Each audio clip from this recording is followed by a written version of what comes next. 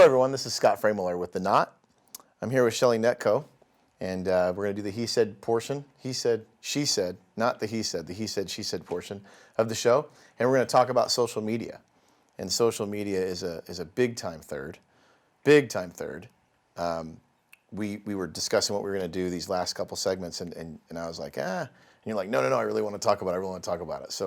So it's going to be the she said portion of the show. No, we're going to both talk about it. So go ahead and light this one up for us. Well, it's a big deal because it definitely can impact a lot of things. And I think the statistics show between the ages of 18 to 35, 90% of adults are on social media.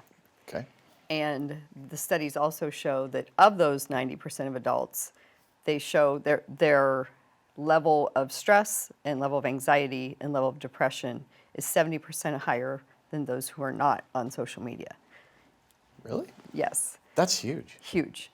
And, it has a lot to do with the things like, comparison and just the anxiety from wondering if you got a new notification or seeing a notification that you can't get to as your phone is laying there, just all kinds of things. Okay. But it's very deep-rooted, and then also it's almost the same statistics with kids starting at the age of 12. Mm-hmm. So you picture, a seventh grader, 12-year-old, and then grooming them through that. So adults have the ability to kind of manage through some things, I think. Mm-hmm. Kids don't have that ability. So we're throwing them in there and giving them the phone. It's almost like a weapon at that point for, self-destruction of their self-esteem, self-worth, all that stuff. And they don't have the ability to self-manage. So when you get to the adult level and we know that it might be adding to the anxiety, or I guess the test is if you put the phone away and you're constantly wondering, do I have a notification? Or if you're at a place where you can't be on your phone and you're constantly wondering, do they text me back? Because you want to get to your phone so badly, mm-hmm. I guess that's the first sign that there could be a problem. And a lot of people have it and they won't admit it, or they're too afraid to step away from it. Wow. It's pretty big. It's amazing you say that, because you see, we've all been in situations where, you see somebody like on their phone all the time. Right. And it's interesting you just said that, because, when we first started talking about social media, I was like, yeah. But I remember I was in an event and there was like a bachelorette party, and there was not like I was at a bachelorette party. I was at an event where there was there at that party. What was that? That was it was a fundraiser or something, I right? can't remember, but there were several groups, and we saw the bachelorette party. Every single one of them was on their phone. And they were not interacting, and they were not having fun. Yeah, and we were with a group, and it was like, there was a bunch of us there. I think Vito was there and a few other people, if I remember, I can't remember, but none of us were on our phones. No. We were all like having fun and joking around, and being in the moment. And it was pretty interesting to see that. Uh-huh. I wonder if the content, and the content is, I notice on Facebook. Wow, now you got me going. I notice on different platforms. I shouldn't even say what they are. It doesn't matter. But the technology is so good now that whatever you say, then you start seeing ads for it and stuff. Well, the ads follow you. Yeah, or you click on something and then you do this or that or whatever. And there's so many opinions, even like on a positive thing. If somebody posts something positive, it seems like there's a lot of people that always want to do something negative on there. Right. Like hit them. You know what I'm saying? It's almost like that platform to not air your issues, but like show your insecurity. You know what I'm saying? Sure. Well, it's really interesting now that you brought that up. It is. I don't know. Now my brain's going on. And the thing about social media too is what our goal is, right? So we talked about this, and you mentioned something about it when you were in Sedona. Is just we need to get off social media. Like it's just like it's toxic, because it can be toxic. Mm-hmm. And I think some things to pay attention to are why are you posting? Who are you following? How does it make you feel? Mm-hmm. And then when you do post, it's almost like it's your form of social currency. So if I'm going to put myself out there, then I'm putting myself out there, and when people are giving me likes, then that's their version of, like if I were... It's like your self-affirmation. It's my self-affirmation, but the likes are purchasing my value as a social footprint, right? Yep. So if they don't purchase, I mean, there are a lot of people who take things down. They're like, oh shit, I only got 3 likes, so I'm gonna take that down. That makes me look like crap. Nobody's buying my product. Yeah. So it's like if I had a store and I had like 20 orange cups and only 1 orange cup sold in a month, I'm taking the orange cups off the shelf. Yeah. Right? So same thing. Yeah. So it's my validation, but it's also in the version of currency. Yeah. And no one wants it, then all of a sudden my self-esteem goes down. And then I start to question myself. I don't question them, I question myself, because that's how it works in social media. And there's also so many assumptions too. I find myself, I talked about that, I thought about that when I was in Sedona. And one of the things I was thinking about is like, I get so many comments, if I post a picture with me and a female, it's like, who are you dating? And it's mind-blowing to me because I have female friends. Like if I'm on my boat and there's girls there, it's like, which one are you dating? And I'm like, none of them. You know what I'm saying? It's fascinating to me. And I was out to dinner with a friend last night. Her name's Carrie. I knew her since high school. And I was like, yeah, next summer you should come out on the boat. She's like, no way. I've never come out on the boat with you guys. I was like, why not? She goes, because those girls are like super, super fit. She goes, they're ripped. And I go, do you think anyone cares? Like, do you really think? You know what I mean? It's fascinating to me, like how, like you just said, the comparison and So and all she's those different comparing things. herself to who she's seen you in pictures with on your boat. Yeah. And So I'm she like, just did what we were just talking about. exactly. Yeah. And I didn't even think about it. Like, that's why it's so funny how we start talking about these things and I'm like, oh, ding, ding, the lights come Yeah. on. And in my mind, I'm like, God, you're so nice. Like, I've known you forever. We're friends. Yeah. She's a great girl, great mom, dating a really great guy. And I'm like, wow, like, really? You worry? Why would you worry about that? Like, who cares? Because that's how people think now. A lot of people think that way. Yeah. Or it goes back to, you take pictures or whatever on social media and you're worried about, like, how you look and, like, if you're fit or... I'm like, who really cares, And that was one of my points. But they do. Now, I've fallen into that, too. I'm not saying I'm innocent of that, because clearly, I care about my appearance. I mean, I changed my outfit to take videos. Like, give me a break. So, but I guess my point is like, you're saying, like, why? Like, if I make this post, then what's the purpose of it? Am I doing it for attention? Am I doing it to share some information? Am I doing it to say, hey, this is a really cool place in Sedona. Like, look at these pretty mountains. Am I putting it out because I feel good about it? Because that Right. should be the purpose. It should be. I'm doing this. I feel good about it. I'm in a moment. This is a memory. It's awesome. I'm sharing it. Right. And then when you start to become motivated by getting validation, then that's when it's going off the rails. It's a game both ways, too. Like, I see... people post, like my friends post, and they're always with a guy or whatever. And they're dating somebody, but they just don't put it out there because they don't want to look like they're with somebody. You know what I'm saying? It's like this big game, like this big perception thing. Like if you post with a girl, then you must be dating her, Or if you post with a guy, then you're dating him. Or if you, it's just so weird. It's almost like I find myself sometimes wanting to put in a comment like, hey, this is a friend, and her name's blah, blah, blah, and we're not dating. But we were at the lake. And there's a whole bunch of us there. You know what I mean? It's so funny that that you say that or people even think that, And then I have another friend that we were talking one night or something and somebody's going to take a picture of us. She's like, don't post that because I don't want anybody to think like we're dating.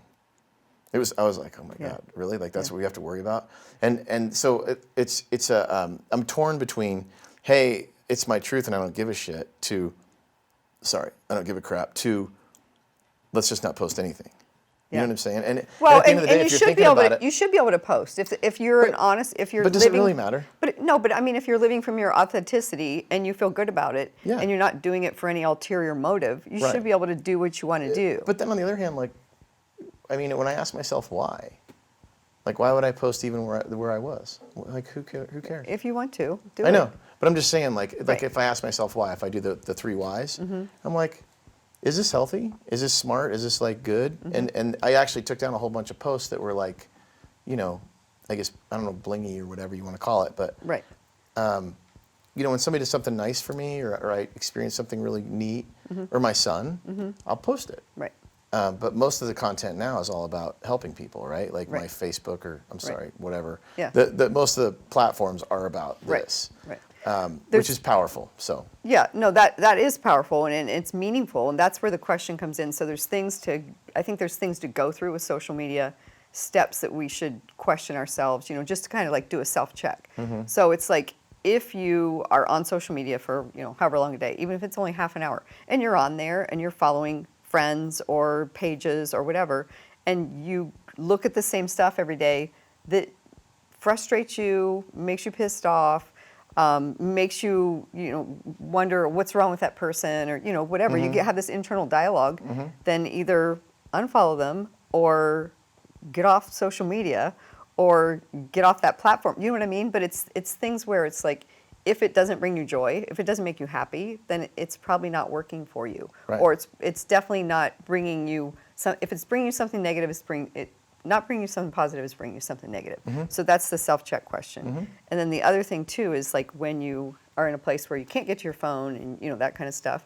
So if you like have that FOMO, which that was the other thing too. There was another study that said it was like 80% of people said that they would get off social media, but FOMO was keeping them on social media. So What's FOMO? Fear of missing out.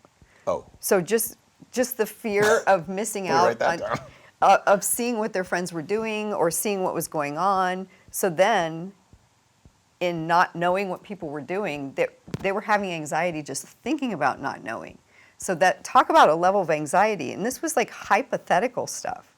So it wasn't even real. They weren't really missing something. But the idea that they might be missing something by not being on their phone caused this high level of anxiety, which is wild. That is pretty wild. Yeah. Wow. I know. Anxiety. Off the charts. That's crazy. Why it's not crazy? That's just another addiction. It's an addiction. We were just talking about that with Eric. We were talking about addictions, and it doesn't have to be. It could be anything. It could be anything. And social media is an addiction. Huge. Another funny thing, you wake up in the morning and you start your day off with looking at your phone, and that's not healthy. It's like my phone is my alarm, my phone is my email, my phone is my work, my phone is my phone. And then my phone is also a lot of my social interactions too, and that's interesting when you start thinking about that. When I mentioned before, when I was on my little sabbatical, my self-awareness sabbatical where I read a book, I brought that up again because I'm proud of it. That comment on there, like, hey, how about putting your phone away now? Yeah. I was like, whoa. Yeah. Nice comment. Yeah. Totally, absolutely right. Like, why do I even need to carry it around? Why can't, it's funny how, and there's always an excuse for it. Some people have an excuse for it. Well, what if my kids text me? Yeah, like, what if they do? They have two parents. Like, so what? They're 18 or 19 or 16 or whatever. You don't always need to be available. You know what I'm saying? Sure. I mean, clearly, like, if there's an emergency or whatever, but. Right. Anyways. Yeah. So on the point of addiction, when we get those notifications, it's a dopamine hit, and these apps are developed. They brought in Las Vegas game developers and everything when they developed the apps, and they wanted to make sure that like there's the same hit. There's the same process with notifications. So they developed the apps so that it'll withhold likes, it'll withhold notifications, and the apps eventually, as you use them, know what your patterns are and know what your process is. And if you haven't looked for a while, then all of a sudden it's like, boom, oh, you have 15 likes. And then all of a sudden it's like, oh, I'm back on my phone. And everything, it's just all developed to keep us hooked and to keep us in that place where we need it. Right. And, imagine you have like whatever, 4 or 5 social apps or whatever is going on, including your email and you have 3 email accounts, and then you have TikTok and you have Instagram and Facebook and you name it. And by the time you're done, you have 10 things that are giving you notifications all day. So, you come to a point where you have to ask yourself, how much is this disturbing my inner peace? How much is it disturbing my thought process? How much is it like causing me to, act like I maybe have some ADD behavior, which I don't. I just can't focus because there's too much going on here. So are you going to hide your notifications? Are you going to just, put the phone down and put it on airplane mode? It's just like there's so many options. Right. But, from everything from the anxiety that all causes when everything's going off to the anxiety when it's not happening, and to get yourself to a place where it takes like a good few weeks to get to a place where you're okay. Right. And at this new normal of not having all the activity too. Right, yeah. It's interesting. There's an unhealthy. We talk about just too many thirds, right? And that could be TV or social media or whatever it is. And it's not really like the social media. It's like everything in moderation, right? Right. But then there's the other side of that where the technology is getting so good, like you can hide. There's like burner phone apps, and there's like all kinds of other stuff that just enables people to be more dishonest, more disconnected, and more disconnected too. Sure. You know, to where, you know, if they don't get a notification, that means like it didn't happen, kind of thing. You know what I'm saying? Like there's a lot of unhealthy perspectives and things going on. You know, in you know, in relationships, like that's a big thing. You know, hiding your phone's a big deal, or having, you know, whatever. I don't want to get into like the super negative part of it. No, but, you're right, but, but there's a lot of negativity to it, though. There is a lot of negativity to it, and it takes away from a lot of the social interaction too. You know, I purposely, it's funny, like I'll go have lunch or whatnot. You know, I'll be working or whatnot, and I'll go have lunch, and it's always like, I try to put my phone away and actually be present and be like, hey, how's it going? Like talk to people around me, and it's funny because like we'll almost take our phone in like we're with somebody. You know what I'm saying? Like you could be on your phone the whole time. Like it's almost like you're with your phone. Right. Like you go to lunch with your phone. Sure. But it doesn't eat. Right. You know what I mean? Yeah. It's a cheap date. It's so trippy. It's like, wow, man, I'm actually, it's so amazing like how even, you know, when I did my sabbatical thing, I'm like, oh, I'm all by myself, but I'm on social media posting a post. Sure. So that's not really by yourself. Yeah. That's not really alone. Yeah. You know, it's fascinating to me now that like you really, really pull out the truth when you really, really look at it. You're Look like, at it. wow. Wow, that's amazing. And I sleep next to it too. Or you It's on find my yourself, nightstand. or see people standing in line someplace for like 5 minutes, and they're on their phone. they can't be there not looking at their phone. They can't wait mindfully for 5 minutes. Yeah. You know, that's like a toddler who needs an iPad at 3. You know, That's a child's mind thing for sure. Child's and mind. Like I said, I dated a girl that she could not be without her phone. It was like a nightmare. I remember we were on a trip once and I took our phones and I locked them in a safe. I'm like, dude, are you serious? Like we can't even spend an hour together without being on the phone? Like really? Like let's just, and that's control. Like think of how unhealthy that is in so many, you know. But yeah, what a mess. Like if you think about it, Yeah. it's pretty scary. And you know, we talk about too, we'll talk about this in self-care, but maybe not sleeping next to it, you know? Maybe not keeping it on the next to the nightstand because it's so easy to wake up. Well, you know? and it's not good for you physically. Yeah. Yeah. In a lot of ways. A lot of ways. But that's just something to identify, and I think, I'm not even sure if we could talk about all the aspects of that, but just identifying that social media, you know, your phone specifically, is an issue. It's an issue. Yeah, and an you know issue. what too? Productivity at work too. You know, I run an office, and the same thing. I had a couple employees that were like literally on their phone all day, and I'm like, how are you concentrating on what you're doing and helping grow and maintain and sustain a business with customer service and all the other aspects going on when you're texting every 3 seconds on your phone? Right. Like, how does that work? Right. And then, you know, to have to manage that as part of managing the office. Like, I actually wrote a policy at one point, like, hey, you know, when you're in the office, like, put your phone away unless you're on a break. Right. Because it's super, super distracting, and you're doing, you know, 16 things at once. You know what I'm saying? Right. Well, It's you not- can't be attentive. It's not okay. And we've talked about your mind can only hold one thought at a time. Mine or yours? Mine. Mine. Everybody's mind. Oh, got it. I was like, No, it's only one thought.